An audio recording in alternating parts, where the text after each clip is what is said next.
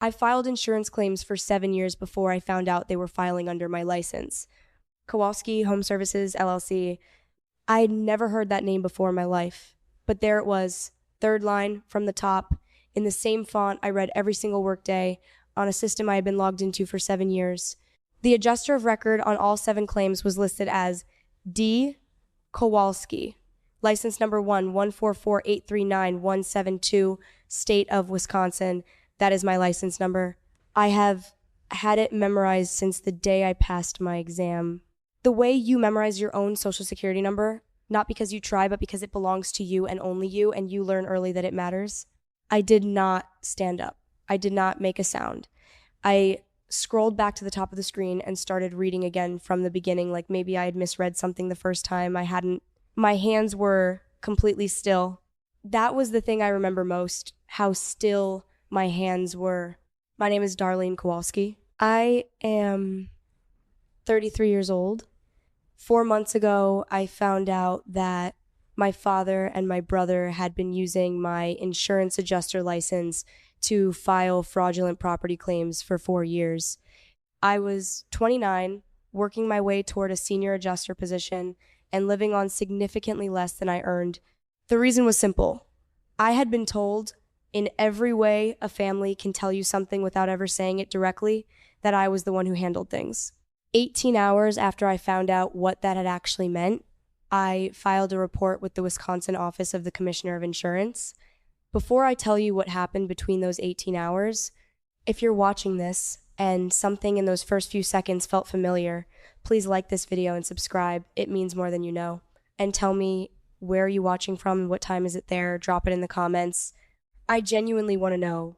My name is Darlene. I'm 33. I'm a property and casualty claims adjuster in Appleton, Wisconsin. I've worked for the same regional firm for 7 years. I drive a 2017 Civic with 94,000 miles on it. And until 4 months ago, I thought the hardest thing about my job was explaining coverage limits to people who just lost something. I was wrong about that, and I was wrong about a lot of other things. This is what actually happened. But to understand why that moment happened the way it did, I have to take you back to the fall of 2018, to a Tuesday morning, so ordinary, I almost can't describe it without feeling like I'm making it up. I was 26. I had been at the firm for about 10 months. I remember that Tuesday specifically because it was the first week I had my own desk, not a shared workstation, an actual assigned desk with my name on a small plastic tag on the cubicle wall. Darlene Kowalski. It seemed like a big deal. I had driven to work that morning on College Avenue with the radio off because I wanted to think, which is something I do when I'm trying not to feel too much of something at once. My desk was on the 3rd floor of a converted building 2 blocks from the Fox River. On cold mornings, you could smell the river through the ventilation. Not bad, just present, like the city reminding you it was there. I had a view of the parking structure across the street and one corner of the sky. I kept a bottle of ibuprofen in my top drawer, a travel mug I refilled twice before noon, and a yellow notepad I used only for phone calls because I'd learned early that clients who are upset need to hear a pen moving. It makes them feel documented. It makes them feel real. I was good at my job. I want to say that plainly and without apology because for a long time I didn't say it at all. I had processed 312 claims in my first year. The firm average for a first-year adjuster was 247. I did not mention this to anyone. It didn't feel like something to mention. It felt like doing what was expected. That gap between what I actually did and what I let myself acknowledge, I didn't understand it then. I understand it now. Financially, I earned $57,400 that year. I earned about $38,000. The difference wasn't rent. My apartment on the east side, a 1-bedroom off Law Street with a radiator that clanged every night at 2 a.m., cost me $680 a month. The difference was the specific and ongoing project of keeping my family functional. I don't want to make this sound like I was naive. I wasn't. I want to make it sound like what it actually was, which was a set of choices that each made sense in the moment, in sequence, where the sequence had been going on long enough that I could no longer see the shape of it clearly from the inside. The first time I transferred money to my mother's account, I was 24. My parents' furnace had gone out in February, which in Kaukauna in February is not a small thing. My father, Roy, had been on workers' comp for 3 years by then after a fall on a commercial job site in 2011, a real fall, a real injury, a broken vertebra in his lower back that changed what he could and couldn't do. The workers' comp covered a portion of what he'd made. It didn't cover a furnace. The repair was $2,847. My mother called on a Thursday night. She said, I don't know what we're going to do. She said it the way she always said, things like that. Not to me exactly, more like to the space between us, like a prayer that didn't have a specific address. I said I would figure it out. I always said I would figure it out. I transferred $2,847 to her account on Friday morning and did not tell anyone at work that I had done it because I did not want to be the kind of person who needed to be acknowledged for helping her parents. My mother sent a text that said, "Thank you, sweetie. Dad says hi." That was all. I told myself that was enough. I should tell you about my father before I go further because he is not a simple person and I do not want to make him one. Roy Kowalski was a crew foreman by the time he was 31. He ran 3-man teams on commercial builds all over the Fox Valley, schools, warehouse expansions, a few medical buildings over in Oshkosh. He was precise about things. He had a memory for numbers that I think I inherited because both of us can hold a sequence of figures in our head without writing them down, and both of us notice when something doesn't add up. When I was 9 years old, he sat me down at the kitchen table on a Friday night and showed me his pay stub. Not the amount, the whole thing, every line. "This is FICA," he said. "This is your health premium. This is what I actually take home, and this is why." He went through every deduction. I was 9. I didn't understand half of it, but I understood that he was teaching me something he hadn't been taught, and that mattered to him in a way he couldn't quite say directly. That's the Roy I want you to know existed, because he did exist. And then the accident happened, and something in him went very quiet, and what came after the quiet was something else. He wasn't incapacitated. His doctor cleared him for light-duty work within 18 months. But light duty felt to Roy like a sentence. He had been a man who built things with his body.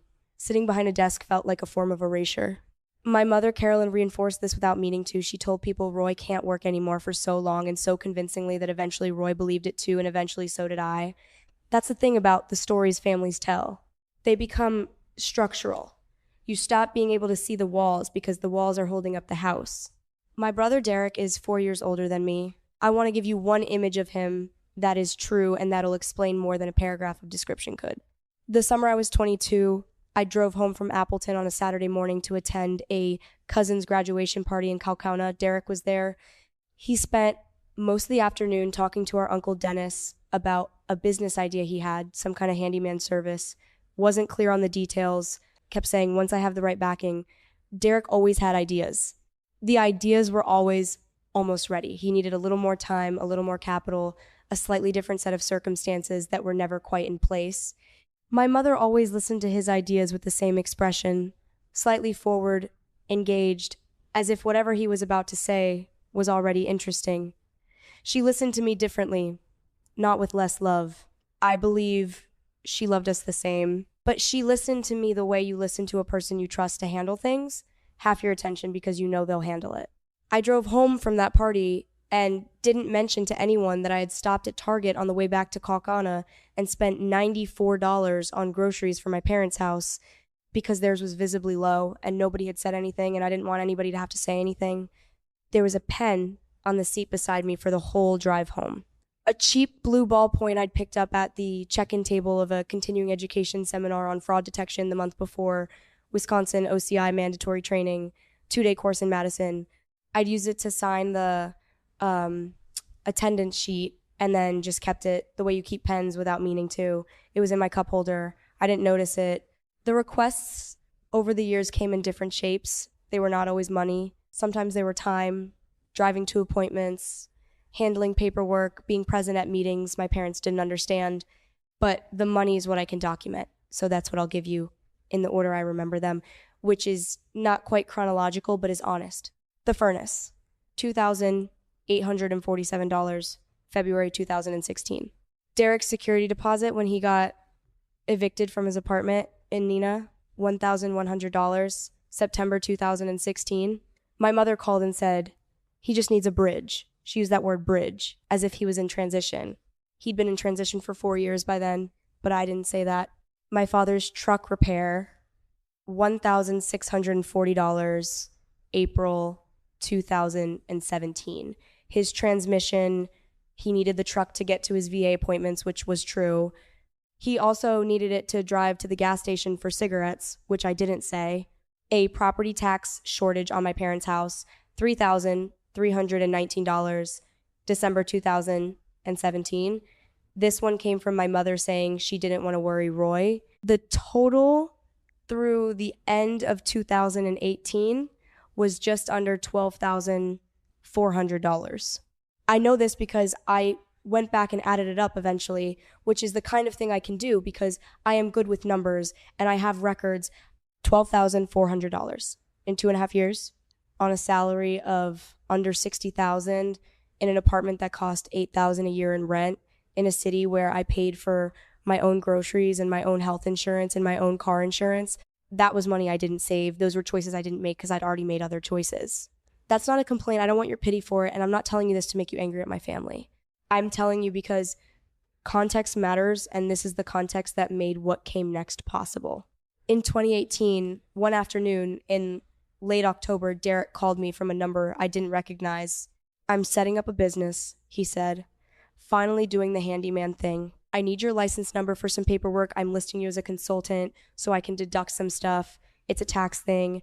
I almost said no. I remember the feeling of I was standing at my kitchen counter eating cereal for dinner because I hadn't had time to grocery shop and I had 17 pending claims and I was tired in the specific way you get tired when you've been running on slightly less than you need for a long time. I gave him my license number. I told myself it was just paperwork. I didn't ask the name of the business. At the time, I didn't know yet what that phone call meant. I would understand it completely about 4 years later. And in between, my life looked from the outside almost fine. It was a Wednesday in November, 2:47 inches the afternoon, which I know because the timestamp is on the NIS report I ran, and I have looked at that timestamp many times since.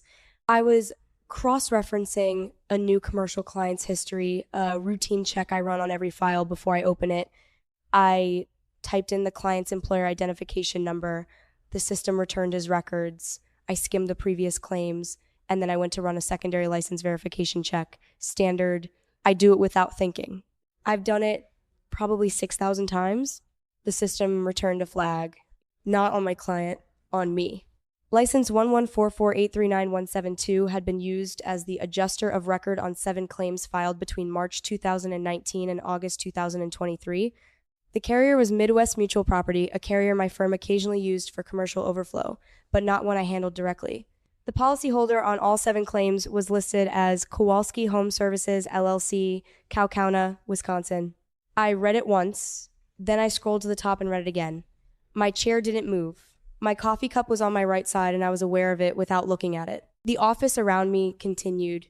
Keyboards, someone's phone call, 2 cubicles over, the ventilation hum, and none of it touched what was happening on my screen. The third time I read it, I understood. And the understanding arrived not as shock, but as a very specific kind of stillness. The kind that comes when something you half knew becomes something you know completely. Like a picture coming into focus that you'd been holding blurry on purpose without realizing. I opened each of the 7 claims. The signatures were electronic, D. Kowalski, adjuster. The dates ranged across 4 years. The properties were in Outagamie and Calumet County. Water damage, roof damage, 1 electrical. The payments totaled $84,310. I did not call anyone. I did not leave my desk. I opened a new browser tab and went to the Wisconsin Department of Financial Institutions Business Registry. I typed in Kowalski Home Services, LLC, registered the 14th of March 2019, registered agent Roy A. Kowalski. I have stopped lying to myself about that. I made a choice. I closed the tab. I needed 9 minutes. to decide to be the person who doesn't look away. That was the specific failure of mine, and it belongs to me. After those 9 minutes, I opened the tab again and started working.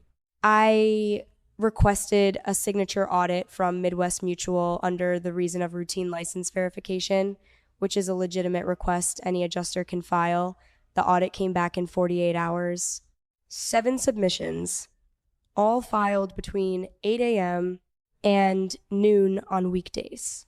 6 of the 7 were filed on days I had recorded as PTO in the firm's system. The 7th was filed on a Monday following a long weekend I had spent in Kaukauna for my parents' anniversary dinner. That last piece landed differently than the first 2. Not just what they did, but how long they'd been watching my calendar. How many times I had sat at that dinner table, hugged my mother, argued mildly with Derek about the Packers, helped with dishes, while somewhere in the house there was a laptop with my license number typed into a system. I kept working. I printed nothing. I kept everything digital, dated in a folder on the secure drive. I did not call my mother. I did not call Derek. I went home, reheated something, and sat at my kitchen table for a while. The blue pen from the OCI training was in my pencil cup. I'd had it for 2 years. It was running low on ink. I picked it up to write something and then just held it for a minute, not writing anything. About 3 weeks after the discovery, I was in the break room at the firm eating lunch alone, which I do most days because the 12:00 window is when I processed the morning when Bev Marchetti came in and poured herself coffee and sat down across from me without asking. Bev is a senior adjuster, 22 years in the industry. We'd met at the OCI fraud training in Madison 2 years prior and talked occasionally since.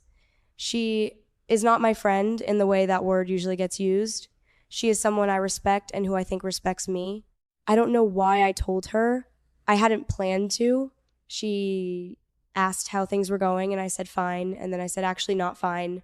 And then in about 5 minutes I told her the broad structure of what I'd found without naming anyone. She listened without interrupting. When I finished, she put her coffee down and said, "Did they know your exact title, like specifically what an adjuster of record does?" I said yes. My brother had asked me about it once, maybe 3 years earlier. I'd explained it to him because he'd asked and because I explained things to people. Bev nodded. She didn't say anything else. She didn't have to. That question did something to me that 3 weeks of my own thinking hadn't managed to do. It showed me the whole architecture at once. They hadn't just used my name. They'd used my specific professional function, the thing I'd spent years building, the thing my father once taught me to take seriously. They had needed me to become what I became so they could use it. I drove home that afternoon and I sat in my car in the parking lot for 11 minutes before going inside. When I went in, I made one decision that had nothing to do with the confrontation I was planning. I transferred $4,000 into a savings account in my name only, at a credit union my family had no connection to, not from anger, not as retaliation. I did it because I had been building things for other people long enough, and I wanted to build one thing for myself first before I blew up everything else. The confrontation could wait 3 more weeks. I could wait. Have you ever found out that someone you trusted was doing something that used you as the instrument? Drop a yes or no in the comments. My father's retirement party was held on a Saturday in February at the Kaukauna VFW Hall on Law Street, not the Appleton one, the one in Kaukauna, with the drop ceiling and the folding tables and the framed photograph of the 1,967 Packers on the wall that everyone notices once and then ignores. The occasion was Roy's final workers' comp settlement coming through. My mother had organized it. About 30 people attended, old union friends, neighbors from Crocus Lane, few people from St. James where my parents went to church. I drove from Appleton. My car was clean. I was wearing a navy blue sweater and my hair was down, which is not how I usually wear it to family events. I'd slept fine. I want to be honest about that.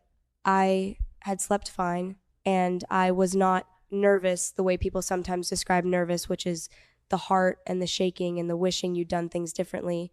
I was quiet. the kind of quiet that exists on the other side of a decision already made. My evidence was on my phone, a secure folder with screenshots of the NIST flag, the DFI registry, the signature audit, and a timeline I had compiled myself. 31 pages, organized by claim, cross-referenced by date.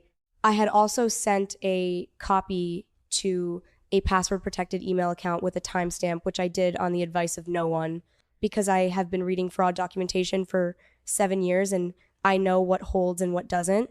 I arrived at 6:15. The party was underway. Someone had strung up a banner that said, "Times congratulations, Roy Times," in gold letters. My mother hugged me at the door and told me I looked nice.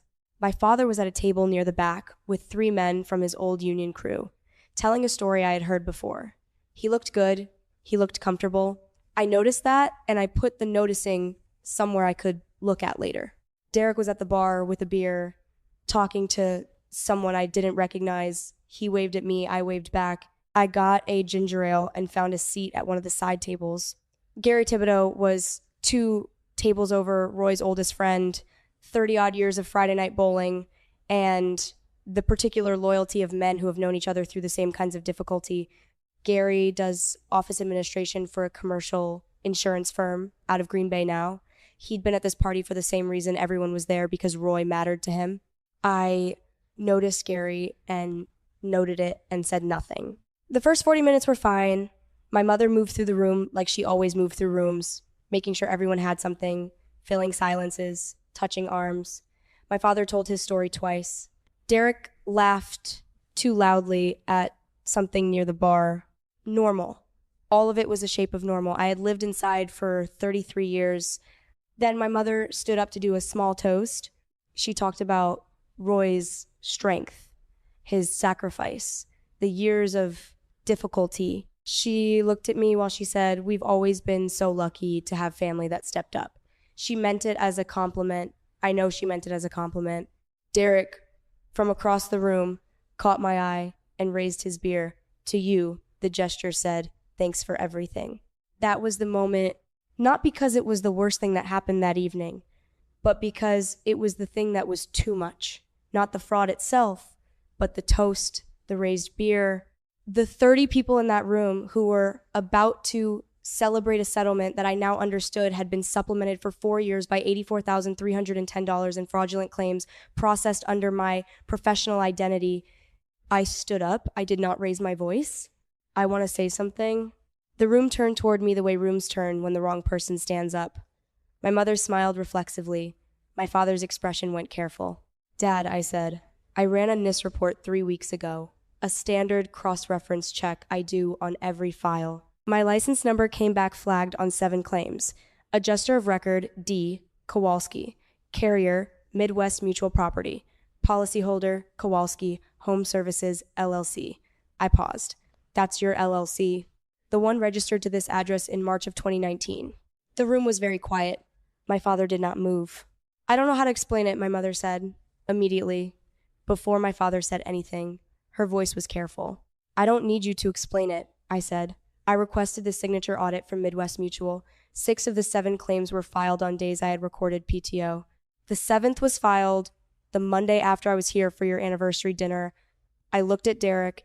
"You had my license number since 2018. I gave it to you. You told me it was for a tax form." Derek put his beer down. His face went through several expressions quickly and then settled on something that looked like the beginning of an argument. "Darlie, you are completely misreading. $84,310, I said. "That's the total paid on those 7 claims, over 4 years. Gary Thibodeau put his coffee cup down. He had been very still for the last 30 seconds. Now he leaned forward slightly, and he looked at my father, and he said, in a voice that was not unkind but was absolutely serious, "Roy, did you say Midwest Mutual Property? I know that carrier. I work with their commercial division. What is she talking about?" That sentence. From Gary. From the one person in that room whose professional knowledge was real and whose loyalty to my father was unquestioned. My father looked at Gary, then back at me.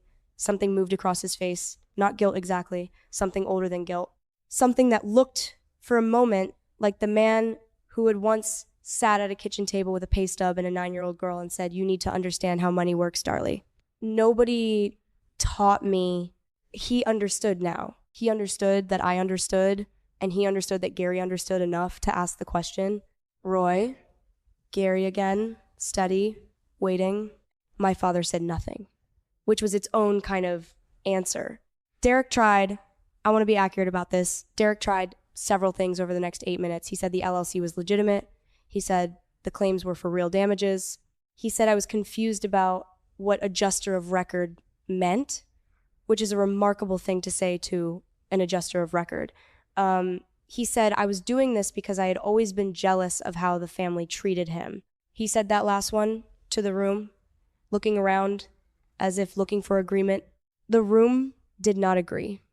The room was the uncomfortable silence of 30 people who had come to celebrate something and were now watching it fall apart. My mother started crying. Not dramatically, quietly, which is how she does most things. She said, "This is not the place." "I know," I said. "I know it's not, but I needed witnesses." I looked at her and I said, the thing I had been deciding whether to say for 3 weeks. "Mom, I know you didn't plan this. I know you believe Dad needed this. I know that when you made the choices you made, you told yourself you were protecting the family." I stopped. But my license is in the report, my name. If I hadn't run that check, if someone else had, I would have been the one investigated. I would have lost my license, my career, everything I built. And neither of you would have told me. She kept crying. She did not say I was wrong. My father finally said one thing. He said, "I didn't think it would ever get back to you." That's not a confession. That's not an apology. That is a man telling his daughter that his plan had been for her never to know. And somehow, in that sentence, I could see both things at once. The man who had taught her how to read a pay stub and the man who had spent 4 years hiding under her name. Both real, the same person. I sat back down. I finished my ginger ale. I stayed for another 22 minutes because I had said what I came to say and I did not need to storm out to make it real. Then I got my coat, said goodbye to Gary, who stood up when I did, which I will always remember, and I drove home on State Road 55 with the radio off. If you've ever had to stand up in a room full of people and say the thing that can't be unsaid, drop a comment below. I'd like to know I'm not the only one. I filed the report with the Wisconsin Office of the Commissioner of Insurance on a Sunday evening, sitting at my kitchen table in the specific quiet of an apartment that has been quiet long enough that you stop hearing it. The report was 31 pages. I had organized it cleanly. Evidence first, timeline second, relationship disclosure at the end, per their protocol. I had been careful. I had been thorough. I had done the thing I was trained to do. The blue pen from the OCI training seminar was on the table beside me. I'd been using it all afternoon to annotate my printed copy before I uploaded the digital version.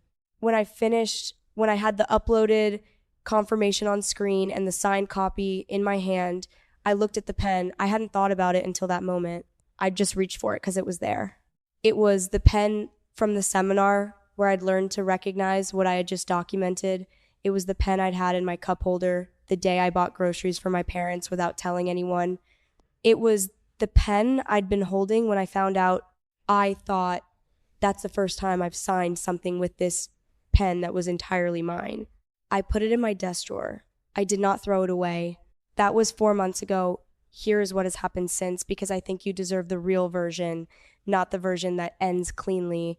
The OCI investigation is ongoing. I cannot discuss specifics. What I can tell you is that I was formally cleared of any involvement within 3 weeks of filing, which is the fastest timeline my contact at OCI said she had seen for a case with this profile.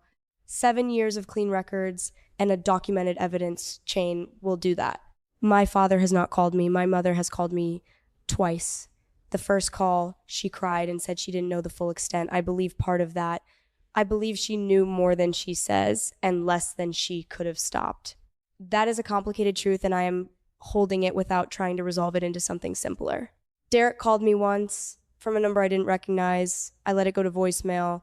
He said I had destroyed the family over a paperwork technicality. I've listened to it twice. Not because I'm wavering, because I want to make sure I understand exactly what he thinks happened in case I ever need to explain to someone what it looks like when a person rewrites a story until they can live in it. I'm still at the firm. My supervisor knows the broad strokes She had to because my license was involved in an active OCI case. She has been professional and fair. My caseload is normal. I processed 387 claims last year, which is more than I processed the year before. And I mentioned that not to impress you, but because I want you to know that I kept going, that I did not fall apart, that the work I had built was still mine, and I kept doing it. I renewed my lease last month, 12 months, my name only. I added $400 to my savings account on the same day, which brought the balance to $6,700. That's the first savings balance I've had since I was 24. My father is still in Cowcounta. He is dealing with what he is dealing with. I have not gone back to the house on Crocus Lane. I don't know if I will. That's not a dramatic statement. It's just the honest answer to a question I haven't finished answering yet. What I know is this. I spent 7 years being the person who handled things, the person who didn't ask for acknowledgement, the person who gave her license number over the phone because it felt like a small ask from someone she loved. I was not stupid for doing those things. I was not naive. I was a person inside a system that had been built very carefully over a very long time to make sure I would keep being that person. I am not that person anymore. Not because I made a speech, not because I filed a report, but because there is a savings account with $6,700 in it that nobody else can touch, and a lease with my name on it, and the specific kind of quiet that comes when you've stopped waiting for something to happen and started doing it yourself. I am not perfectly okay, but I am more okay than I was, and I know the difference now, which is not nothing. If you've made it this far, thank you. I mean that. Leave a comment if something in this landed for you, even just one word. Subscribe if you want to hear what comes next, because this story isn't finished yet, but I am